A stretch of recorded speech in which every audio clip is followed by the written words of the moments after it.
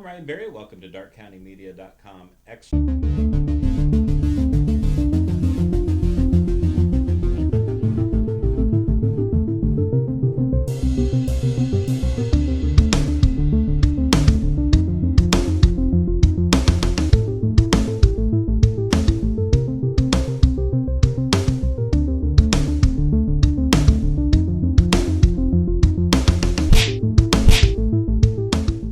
Not often does one think of a hospital as a destination location, but with Mako robotic arm-assisted orthopedic surgery, that is exactly what Wayne Healthcare has become. Mako robotic arm-assisted surgical technology has proven successful patient outcomes, increased accuracy, and precision. With this technology, Wayne Healthcare is committed to being the first choice destination for orthopedic surgery in the region. To learn more, visit waynehealthcare.org/robotics.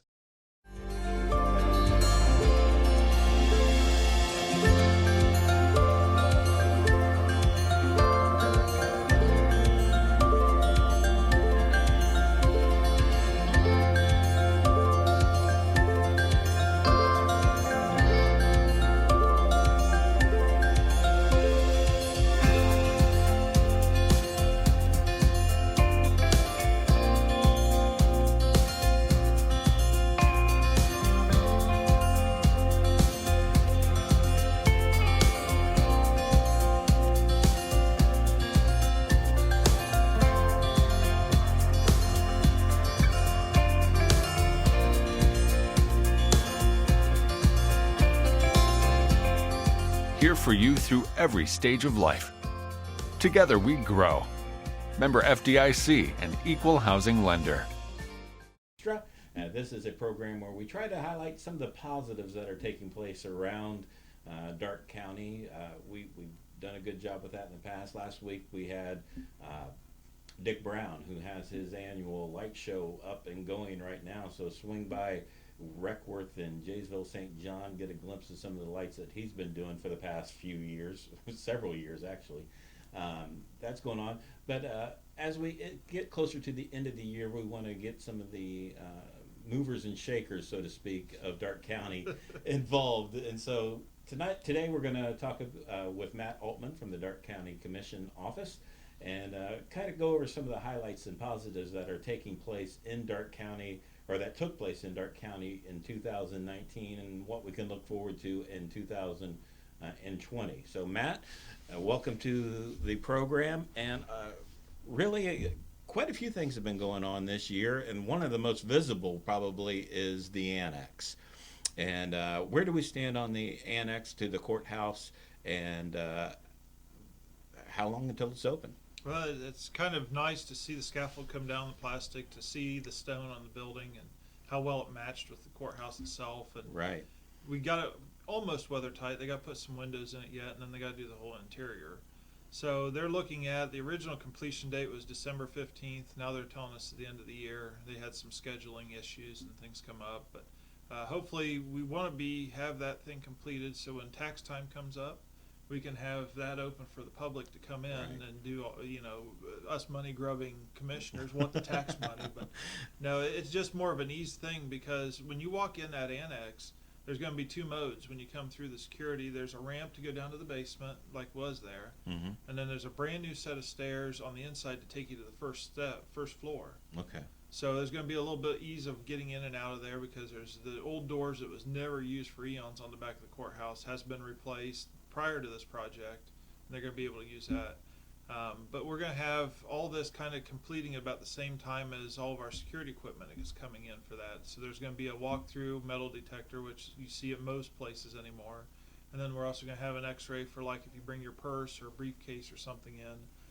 But we're also going to install some lockers there, so if you want to leave something in a locker and you don't want to take it through security and it's outside the realm, we'll be there to put all your goods into if you don't want it searched. And then you can pick it up on the way back out of the building as well. But everything is going to be coming quite quick. You'll see a lot more of the finishes coming on. Their roofing's coming on. They got to put a little bit of a plenel on top of the stone yet. But it's kind of interesting to see what the final number is going to be. The original estimate on that project was about $750,000, and a lot of it was the stone and the exterior matching. Is all the but things to make the building look like it's always been there. Right. And then the downtown group that approved all the plans and designs made sure of that, but we also wanted to leave something that, you know, when you're making these decisions, that you're not harming the intent of the building. Right. So I mean, if you drive by, it looks It, like it it's looks always really there. close. I mean, I've driven by, and if you drive by the courthouse, look at the annex part, because those blocks are really, really close to the, it looks like part of the original. Yeah. So, and again, this is something that, it wasn't just something that the commissioners wanted to do. This was mandated that you guys have to do this. So- Correct. You know, courthouse security was a big thing, and the judges felt the need to upgrade security. And there's 3 different plans that got kicked around. We was going to originally do the stairs on the front, take them out, redo them, and redo that entryway there. Mhm. And then underneath, there's an old commissioner's office, we call it. It was, I don't know what it was before. The health department was in there, a few other things over the years. But we didn't have enough space for ADA compliance to get a ramp down into the basement. We looked at lifts, and then that wasn't a correct plan. So then the final plan is to add on to the back of the courthouse. And we tried to maintain within between the sidewalk and the back of the building. That way we wasn't taking up valuable downtown parking space, parking space for people coming to the courthouse, and parking for employees. Mhm. So we was able to work with moats to get that to happen. But yeah, it was quite an expensive court order that we had to go through on this deal. Right. Another big thing that took place, and it's actually, it was unfortunate at the time, but now you're starting to see the community has come together, and that's the fairgrounds fire. Well, you guys aren't directly involved with the day-to-day operations of the Darke County Fair or the fairgrounds. You do have some input because you guys pay for the insurance on the Correct. grounds. Revised code eons ago had us in the fact that all county commissioner boards cover the insurance of fairgrounds, whether they're owned by the county or they're owned by the Ag Society, which ours is. Mm-hmm. And this happened last October. I mean, I was coming back from Preble County and just seen the flames coming up Right. 127. It's devastating because you grew up in the fair and you're part of the community. And then now we're working through the process of getting reimbursed from the insurance company. Mm-hmm. And the insurance company, we got the initial cash replacement value, and now we're working on the adjusted cost for replacement costs. Because, Mhm. you know, you get your big hunk in the beginning, then it's all the little things after. And Right. we're working on pavement around the building got destroyed because you had to tear it up for that. We worked on the ventilation system in the building. We're working on the sprinklers, which was a code upgrade. Mm-hmm. And all these additional things take time to figure out. And I think our adjuster's been working on it for a little over a month now, the additional part, since the building is completed, Right. to get the fairgrounds whole on, at least on what we have covered for an insurance side For the swine barn. for the swine facility. And for the other building that they're building, that's kind of off of the donations and stuff that they're getting. So, Correct. but the old swine barn, that building was put up this year. The new building was put up this year, and was ready in time for the fair, which is amazing how quickly that worked. But Unfortunately, I was on the board when the cattle barn burned. Right. Now I'm on the commission side, seeing the other side of the work since the swine barn had yeah. So you have that's going on. That will continue throughout 2020. Another one that we saw some movement on this year was, and sometimes controversial, is the airport, which I continue to believe is an economic development tool for Darke County. But what were some of the improvements this year out at the airport? Well, last year the big lift has been, for years coming, was to repave the runway and go down to the protected zone that was already paved and get that usable runway space. Well, this year the focus has been on access in and out of the buildings. Currently, when you come into the airport, when you come up, that's actually a protected zone for planes coming and leaving. And they wanted nobody driving on that tarmac area. So we had to move where people enter the building or enter the property. So when we was doing the runway, they had excess grindings. So as part of the project is they put in driveway base for us on the backside of the property. And then this year we was able to procure 95% of the funds, and we paved those driveways coming in and out of there, and also refurbed the far west drive so we can use all the backside hangars. Since that has happened, we've rented every hangar space except for 2 currently. So before we had 7 or 8 open spaces, and now we're down to 2. Those are in process of getting fixed, and those will probably be rented by first of the year because we actually got a waiting list of people wanting to come in to rent hangar space currently. Which is, when I come in, I was skeptical too of the airport. I grew up around it, and that was when it was still owned by the Spillers family, and then now the county took over and things like that. But when you see jets coming in from New Jersey, you see jets coming in from the south, you got the net jets, the rental company like taxi companies coming in. We got companies shipping car parts in and out of the airport, and you never see those guys, but they come in with just-in-time freight for car parts for these factories and dropping it off. And then we got a couple other folks that bought new airplanes and is housing them there. Since the runways come in, it's really grown on how many people is using the runway, and our sales of fuels went up.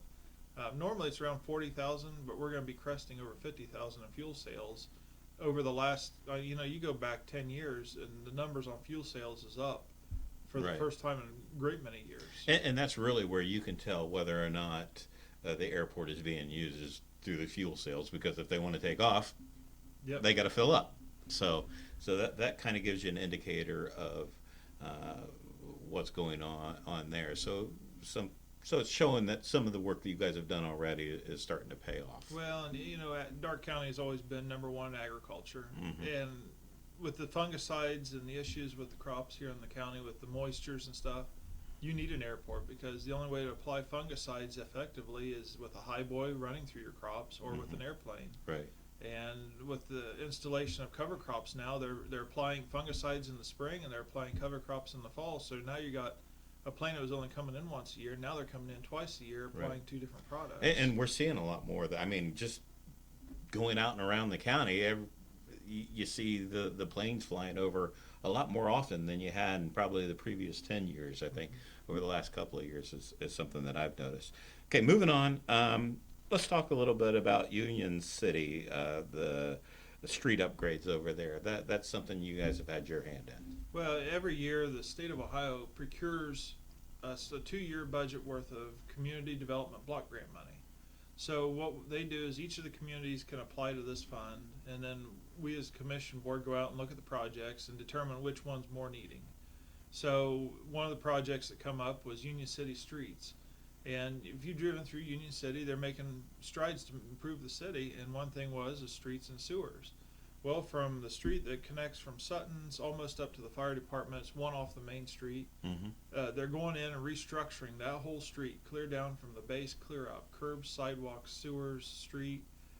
They're coming in and reclaiming 3 or 4 houses that is just in need of disappearing because of the conditions and stuff. So by improving the streets, improving the sidewalks, improving the removal of some of these dilapidated houses will help increase property values, flowability, usability of programs or the streets and stuff. And this was a great project. We coupled the money that we got through CDGB through an infrastructure grant, and they also used some personal money, and then the commissioners had some CDGB money that was back from the previous one. It wasn't used, that we put towards this project as well.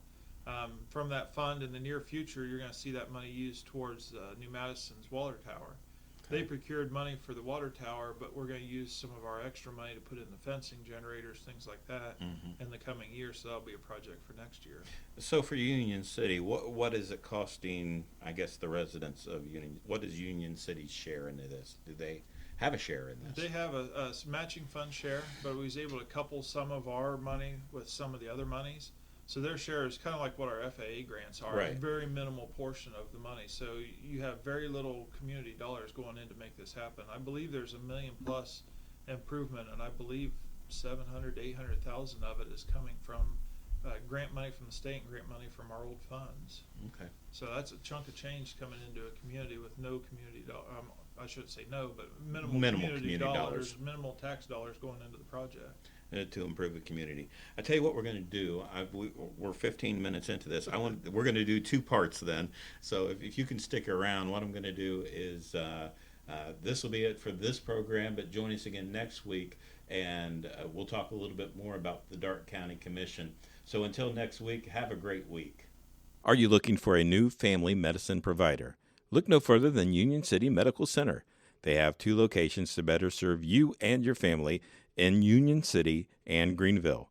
Dr. Roy Harvey and Patricia Sutter, family nurse practitioner, accept walk-ins, provide DOT physicals, and see pediatric patients. For more information on how Union City Medical Center can help you, call 937-968-7416. That's 937-968-7416.